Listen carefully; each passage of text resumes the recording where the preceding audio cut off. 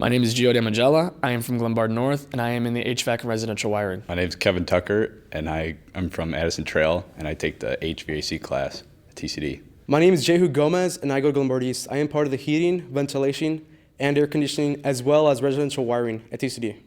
I heard about TCD through my counselor. She recommended it to me because I just needed to be moving, and I couldn't really sit down in class too much.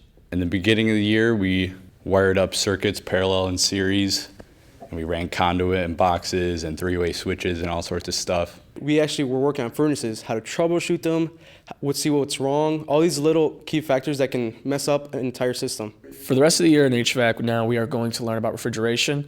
It is the last part because it is kind of more intricate. There is an opportunity where you can become OSHA 10-hour trained and certified.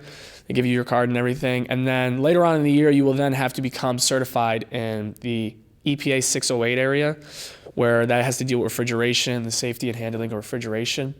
There's also an opportunity where you can have credit hours that go along with COD. You have to sign a paper, and it's just asking for any type of permission to do that kind of stuff. But so that way, if you do go to COD for this program, you then have previous hours assigned. I believe next year we're going to be working on sheet metal and ductwork and all sorts of that stuff.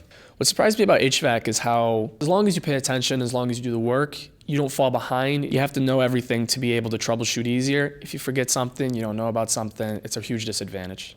I think that if you enjoy working with your hands and you find mechanical processes and machines interesting, this is definitely an option you should consider.